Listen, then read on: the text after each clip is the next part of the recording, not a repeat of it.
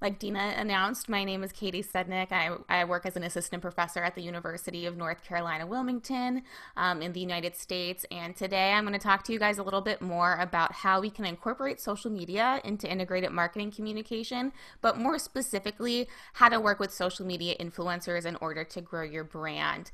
I just completed my dissertation on social media influencer marketing, so I'm really excited to share these ideas with you today. So just an overview of what I want to talk about today. First, we're going to define social media influencer marketing and kind of understand those levels Dina mentioned earlier. So I have it as, I think it's like mega, macro, and nano influencers. That's what we call them. Then we're going to talk about why you would choose social media influencer marketing in this age of IMC and social media. So why is it important that maybe we integrate social media influencer marketing into our branding? Then we're going to discuss a little bit more into the details about the social media platforms that we see social media influencer marketing happening the most in, and maybe why I should use them. Then we're going to talk more specifically about how do I choose my social media influencer for my brand? Do I choose a mega celebrity influencer, or do I stick with maybe the smaller, more local influencers? And then finally, I'll have some examples of social media influencer marketing, and I'll end on some example of digital tourism, and I'm going to focus in on Airbnb specifically, especially as they seem to be one of the only digital tourism brands that are staying afloat during COVID. So we'll talk a little bit about them. So what is social media influencer marketing? So we have these authors who are going to define it pretty well for us, and this is the definition that I use when I talk about it. A social media influencer is somebody who has a significant social media following, and we'll learn that significant can mean a lot of different things depending on your brand.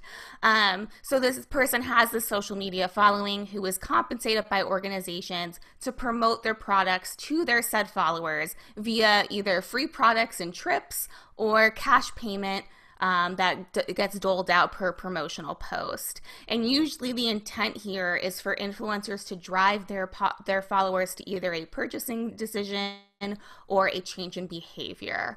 So a social media influencer gets to use their social media, showcase their lifestyle to all of us, and get paid for it, basically, by brands. So when we think about social media influencer marketing, we are utilizing these people who have already built their own brands, and we're going to be able to reach target audiences in a more relational way through sponsorship and endorsement deals. Relational marketing is really important when we think about social media, because now brands are expected to keep an ongoing conversation with their target audience. And this is because when we think about social media influencing, they're existing within the social sphere. So what happens with this culmination of the internet and the historical moment that we're in is that we don't really have a separation of our public life and our private life anymore.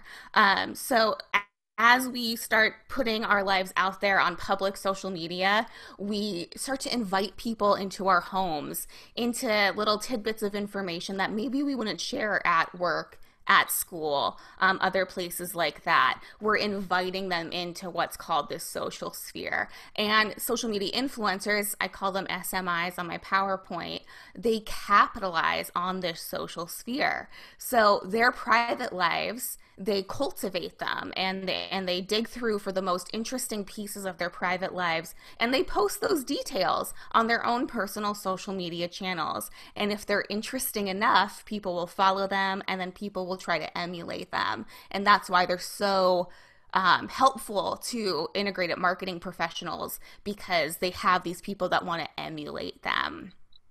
It is really important to note that not all social media influencers are celebrities. So there's a difference between celebrity endorsement, like you might see like a famous sports player promoting like maybe cereal. I feel like we think about breakfast cereal and Olympics, the Olympics in America. So usually we have Olympians that will go on cereal boxes after it happens. That's more of a celebrity endorsement where they're coming on to the brand's own media channels. The difference is social media influencers have their own media channels, and they invite brands on their personal places. So it's kind of flips the idea of celebrity endorsement on its head. And what also is important, celebrities don't always showcase their private lives when they're doing things like celebrity endorsement. Social media influencers always showcase their private lives and personal lives when they're doing this kind of endorsement. And then what else is important, and I think Dina actually touched on this, engagement is more important than the number of followers that you have. So a lot of the time, if you use like nano influencers or smaller influencers that have maybe 1,000 to 50,000 followers, they're going to interact with their followers a lot more than, say, Kendall Jenner, right? So Kendall Jenner is probably not commenting on everybody's response to her, but those micro influencers are. And so if you have these high engagement rates and you pay a micro influencer to interact with your brand, you're probably going to have a better return on investment. So that's important to think about when we go through the rest of this slideshow.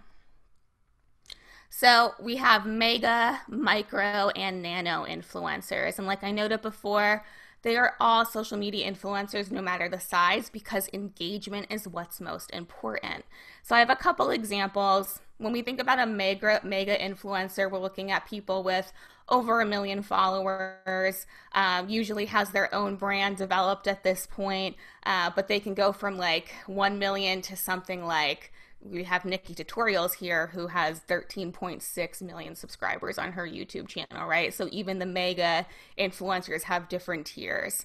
So Nikki Tutorials, she has 13.6 million subscribers, 14.3 million followers on her Twitter. She is a beauty influencer. So she works with beauty brands, either by them sending her a PR kit that maybe she'll showcase on her YouTube channel. They might ask for paid sponsorship, so maybe she has a sponsored video, or she is pushing out her own products, and maybe she has a co-sponsorship with a big makeup brand like Morphe, and she puts out her own Morphe palette. So when you see mega influencers, you're usually paying them in more than products, but with things like beauty influencers, you can still send them things like PR and gifts, and with the hopes that they'll post it. When we think about like the middle tier, so that's micro influencers, you're looking at under 1 million, right? But over 50,000 followers. So we have Lila Al Naif. She is a lifestyle influencer. She mostly works on Instagram and Twitter. She has about 50.5K followers. So she's on kind of like the line between a micro and a nano influencer. You might want to use Layla and offer her sponsorships on like yoga products. So she's actually doing a yoga post that you can see where she's doing a yoga challenge, but she's also telling us who the sponsor is for this yoga challenge, right? And you might want to use Layla if you are a yoga brand, or if you are like a healthy living brand, and maybe you don't have the money to shell out for somebody like Nikki Tutorials, but you can offer them free products or a small amount of payment, and you'll know your return's going to be higher because she has less followers that she has to pay attention to. And then finally, we have my friend Beth, who has about 1,000 followers. She is a nano influencer, and a nano influencer can be somebody who has below 50,000 followers, but you want to have that about 1,000 followers mark. And so this is when you're going to get the most hyper engagement. If you are a local brand, you want to look at these nano influencers that are actually in the community, that are going to share stuff on Instagram and Twitter, and are going to respond to every single person that comments on there, because then you have your engagement rate higher. So my friend Beth's a lifestyle or a home decor company sent her this Taurus zodiac sign for her kitchen, right? And so she does this post, and it's noted that there's a paid partnership with Mapiful, and she gets to engage with her followers on there. It probably didn't cost Mapiful a lot to send her that. They get kind of free engagement, and she gets to grow her brand too. So it's this mutual relationship that's happening. So that's how I break down mega, micro, and nano influencers. But the question still kind of remains is, okay, We have these influencers out there. They're cultivating their lives for us. Why should I, as a communication practitioner, an IMC practitioner, why should I choose social media influencer marketing? Can't I just throw all my money in a glossy ad campaign instead? And I think that's a good question, but there's a couple places where we could answer. So when we think about IMC, we're looking at a convergence of marketing messages across a bunch of different platforms. And what we use is called the PASO model, and we'll look at it after this slide. And so if we use social media influencers, it actually tackles a very large portion of that model without turning off consumers, because we'll find in the social sphere, people are more willing to listen to a third-party approval of a product or a word-of-mouth approval of a product rather than hearing it from the brands themselves, even if it's a paid sponsorship.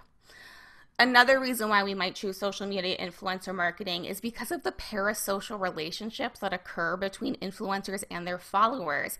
And this really helps boost the credibility of your brand. So like I mentioned before, social media influencers take their private lives and they shine a light on it. They put it on display, and they invite their followers into their conversations into this private life. So what happens as a result is people who follow them feel like they have insights into these people's lives, even if they've never met in person. And so what develops isn't a true relationship, but a parasocial relationship. And it's usually very one-sided, except if we think about nano influencers that are responding to their followers, there is some sort of give and take. But it kind of gives this illusion of friendship that if you're an integrated marketing professional, you might want to capitalize on by asking a social media influencer to promote their brand to their para friends. And then finally, and I mentioned this a little bit before, according to Forbes, 63% of consumers between 18 and 34, so that millennial group, they're going to trust what SMIs say about brands more than the brands themselves. So word of mouth is really, really important in this era where we are constantly sharing our lives with one another. We are increasing our use of tools like ad block. We're really not watching TV that has commercials anymore. So our engagement with traditional advertising is kind of going to the wayside in favor of more word of mouth marketing or product placement. And so I have a chart of the PASO model for you guys. And these are the 4 areas that you usually want to hit when you're doing integrated marketing communication. So paid is kind of... Somebody needed to mute. It's okay. So when we think about paid, that we think more of traditional marketing, but this also goes into influencer marketing as well. We have controlled, timely, and multi-channel use. So that could be anything from a print ad, a commercial, to you sponsoring a post of a social media influencer. When we think about earned media, that's that word of mouth that is not paid for by you. And you could think of it in terms of public relations, where maybe you have a press release, but it's up to the news organization to post it or not. You could also think about it as your friend telling you about a great new product that they heard about, so that's earned for that brand.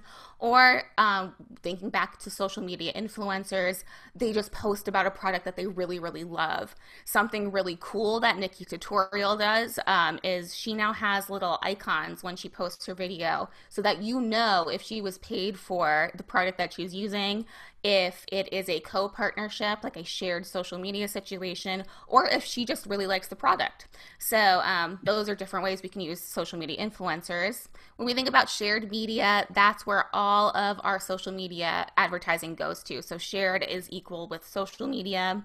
It's uncontrolled. It is co-created. There's a conversation happening, and it's centered on the audience. And then finally, owned content is like the brand's own social media channels or their own website, where they're pushing forth the information on these channels that they own. So when we think about IMC, we want a healthy balance between all of these different parts of this kind of content matrix. When we use social media influencer marketing, we actually get to hit most of that model. So paid, earned, and shared, but sometimes own if you sponsor them on your channel. So digging into parasocial relationships a little bit more, when I studied this and was working on my dissertation, I realized that there's this give and take between the parasocial relationship and the fact that these people are charismatic. So when we think about charismatic leaders, they utilize pathos or emotion to align their followers to a certain mission or set of values, for better or for worse. So we have really good examples of charismatic leaders. Like, I think about Oprah Winfrey as a charismatic leader. We also have really bad examples of charismatic leaders, right? We have like Mussolini. So when we think about social media influencers, they can be on the good or evil side, but they're charismatic for better or for worse. So through their charismatic, pathos-oriented rhetoric and leadership, SMIs are going to facilitate those parasocial relationships that I talked about. And since I already discussed the parasocial relationship and how it works, I will skip this quote, but it's there for you guys to read. But the takeaway is social media influencers make you feel like a friend. They make you feel like a friend that you're going to tell all your secrets to, and they're going to tell their secrets to you. And this includes the products that they buy or are paid to tell you about. And this helps you maintain popularity. So what happens is a charismatic person tells you, okay, I use this brand of lipstick. It makes you want to use that brand of lipstick because then you think that you can be just like them. And so that's how that relationship works. And that's why it's so successful when we think about integrated marketing. Have a little comic here. It's talking about, so their friend was telling them a funny story and the person asks, what friends? Turns out they're a podcast host. They're not even this person's friend, right? So you get this attachment to people that you don't even know and influencers that you don't even know, and it ends up influencing your behavior and influencing your purchases. So a good takeaway quote from this is, James Charles said this new lipstick line is amazing, so I bought 4 of them. And that's the power of social media influencer marketing. You have this charismatic person, whether they have 10 million followers, whether they have 1,000 followers, they're sharing with us their purchases and how they make their lives as perfect as it is. And then it makes me want to go as a consumer and purchase those products. So moving into some social media platforms and uses for IMC, found a helpful website. It's called Omnicore. They're a marketing firm, and they really break it down for us how the platforms work, who their audience is, and would kind of tell us as marketers, okay, where might I want a social media influencer to post for me? So I know, Dean, you talked about Instagram being like really fast growing in Indonesia. Instagram has about 500 million daily active users, so it's a great place for social media influencer marketing to happen. When I talk about Airbnb, they primarily use Instagram. They don't really like hit on any other markets but Instagram. Important to note, though, 56.3% is female, so it has a little bit of a female turn, and then you're really marketing to teens and young adults on Instagram. Another really popular place for social media influencers is YouTube. It's at the bottom of my chart. You have 30 million people logging into YouTube every day, and you have 2 billion monthly active users coming in. And that's more male dominated. It's 62% male. I'll have an example of that later. And then you're looking at maybe an older age group. As the younger groups turn to like TikTok and like more short form videos, you see the 35 plus and 55 plus age groups growing fast on YouTube for more long form content. TikTok, very, very popular right now. It is just, I feel like it's booming every single day. It's more and more people. You have 800 million monthly active users, a little over 50% male, and then most users are under 34. So if you want to hit your younger market, you're looking at TikTok. All of my students tell me that TikTok is the new place for marketing. They are convinced, so I'm listening to them on this one. And then you have places like Twitch, where you have 15 million daily active users, so it's kind of lower on the scale, but Twitch is a streaming platform, so these influencers are speaking real time. It's a more synchronous exchange like what we're having right now. So it's a really good place to hit if you want to really facilitate that parasocial relationship. And it's important to note that it's 71% millennial, so if you want to hit the millennial market, that's where you go. The blue highlights are places where influencers would happen, but it's not as likely. The purple ones that I went over, I feel like are the most likely places where you would see influencer marketing happening. So Twitter does have sponsored content. Snapchat does still have sponsored content, but I feel like the main focus areas are Instagram, YouTube, TikTok, and Twitch nowadays. So when we're thinking about choosing our social media influencer, there's a couple questions that you want to ask yourself. So you'll want to ask questions first about your brand. So simple questions like, okay, what is your product? What is your brand? And where do you see it fitting in the world? And as you answer that, where do you see it fitting in the world? What's going to naturally develop is what and where is your target audience? So who do you want to market to? Where can I find them? Even if Twitch is really popular and can be used for social media influencer marketing, if I'm looking at an older demo like baby boomers, I might want to send my influencer to Facebook, right? So you want to think about those things. And then finally, what is your budget? Can I afford a mega celebrity influencer, or do I maybe want to stay local and think about nano influencers or even micro influencers? And then once you answered those questions, you can now think about the social media influencer. What is their brand and style? Where do they fit in the market? So are they a lifestyle brand? Are they a beauty brand? Are they a travel brand? What is their target audience? So who are they reaching regularly? That question of macro, micro, and nano. And then what is their pay expectation? So that's really important. Social media influencer marketing can be really cheap if you think about local influencers, or it could be very, very, very expensive. I think Kendall Jenner's paid something like $4 million US per post, right? So it could be either or. Oh, I see a hand raised. Is there a question? Yeah, I will address the questions after the presentation. Oh, okay, perfect. So I'll just keep going. I'm almost done, Yeah. I promise. I will let Muhadi to speak later after the presentation ended. Okay, cool. Well, we're nearing the end anyway, so keep that Yes. question in your No, take your mind. time, don't worry. So the question is who you would choose. So like I mentioned before, Nikki Tutorials, huge mega influencer. If I'm a big beauty brand, I'm going to go ask her to showcase my product on her YouTube channel and maybe do a face tutorial for us, right? That's if I have a lot of money in my budget, I can pour into it, or I'm going to cross my fingers and hope by sending a PR kit it's going to show up on one of her videos. I'm going to use a micro influencer if I still want a good amount of followers seeing it. I still want to see that the eyes on rate really high, but I want some more interactive components, or maybe it's more niche and my micro influencer is in a niche market. Like something like digital tourism. We'll talk about that in a minute.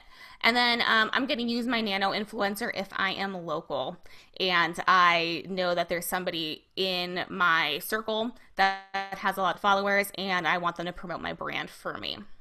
Or once again, if I don't have a lot of money, but I'm hoping that these people with their small influencer markets can get the word out for me as well. Big thing though, big X, beware of the reverse halo effect. Reputation is very, very important. So when we learn about celebrity endorsement, you usually hear things like halo effect. And what that means is, okay, if a celebrity is popular, an influencer is popular, their popularity and their goodwill is going to extend to your brand when they promote it for you. But it's important to note when we're thinking about social media influencers, they're marketing their private lives, and their private lives can be messy. And so what happens is we get a reverse halo effect. So I have Tana Mojo. I don't know if people are familiar with her. She is a quote unquote messy YouTuber who is always involved in scandals.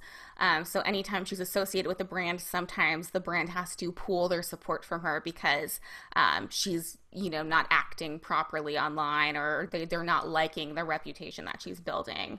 And then it can go backwards too. So Fire Festival, I feel like, is the major case study of really, really good social media influencer marketing gone bad.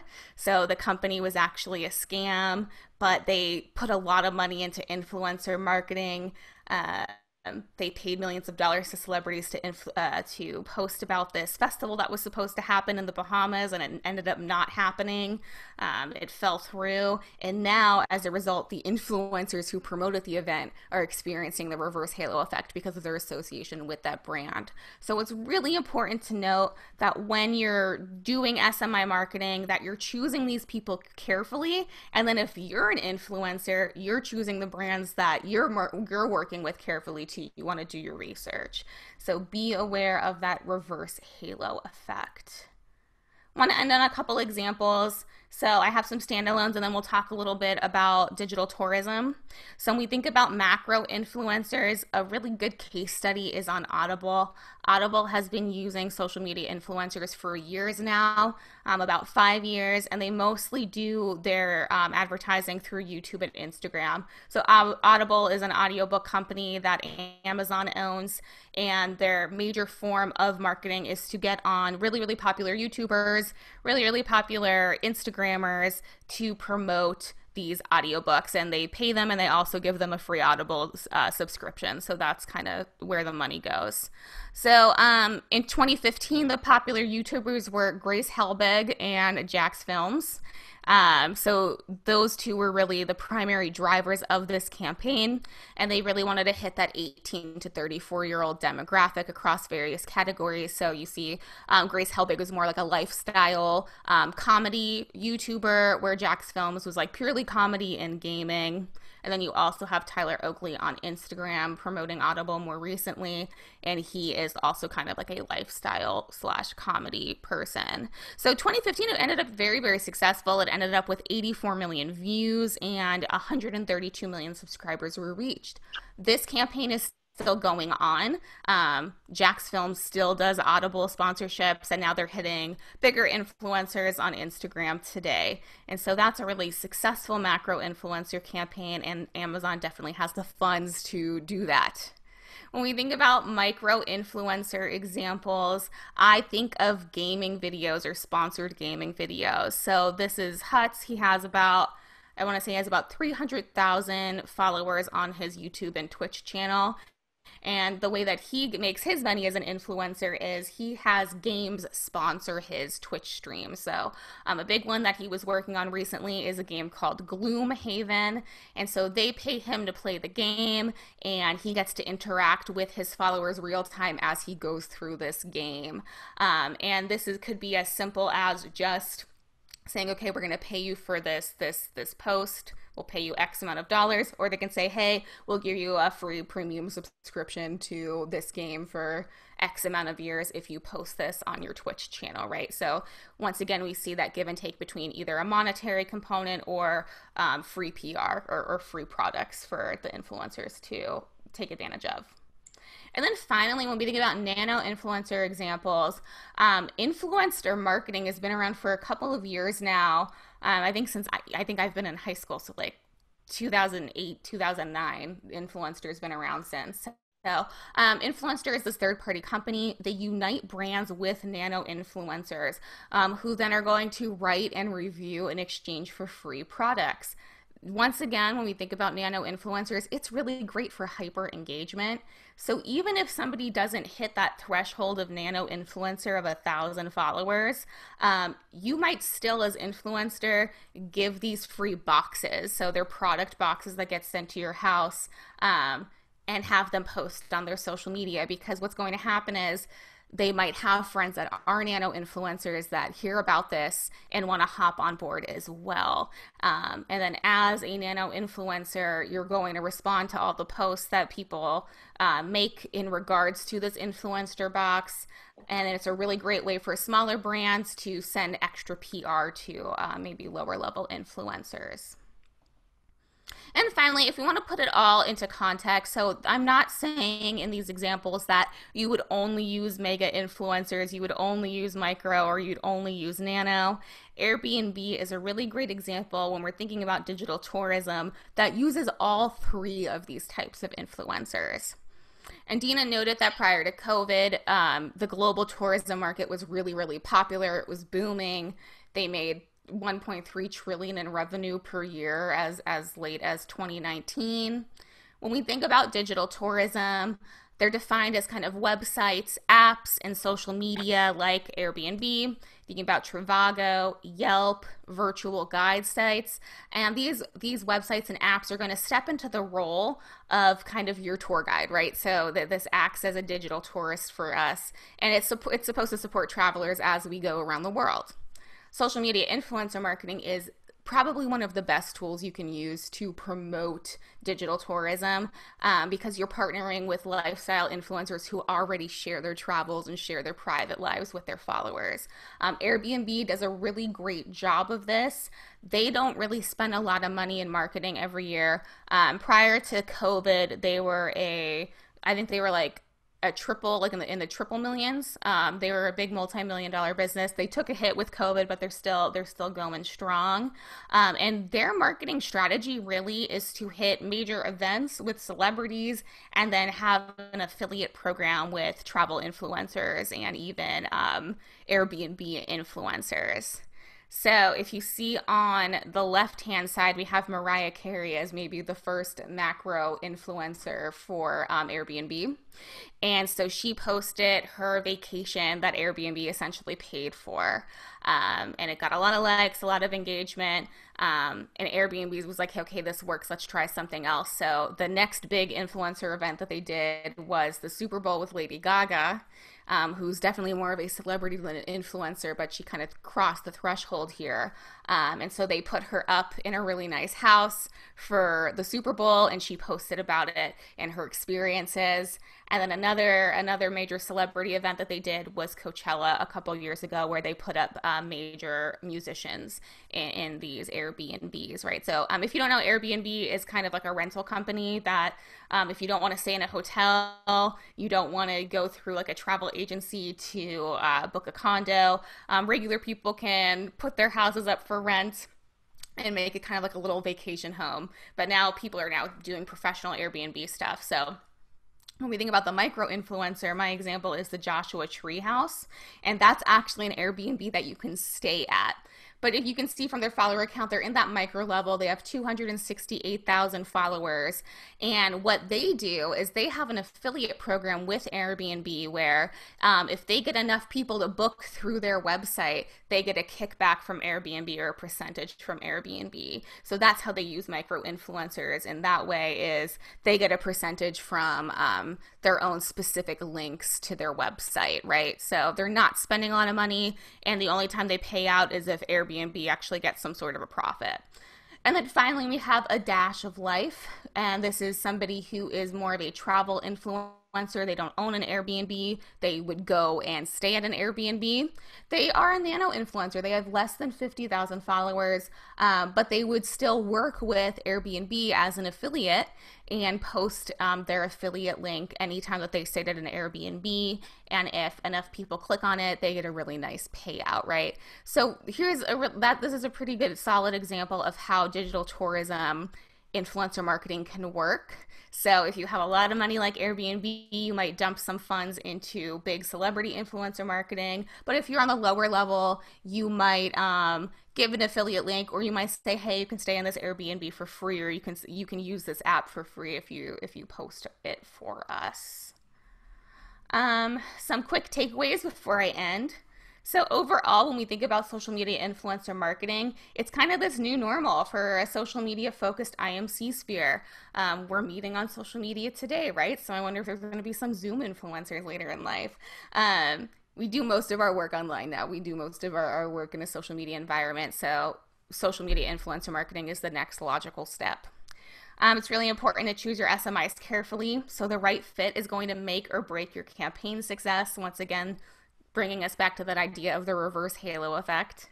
And then finally, it's really important to note that even though this form of marketing is becoming one of the most effective ways to market, it's still only one portion of your IMC campaign. It's really important to balance that peso model to guide you into a more comprehensive campaign. It's not the be-all, end-all, but it's definitely an important facet. And that, thank you. Ready for questions if you have them.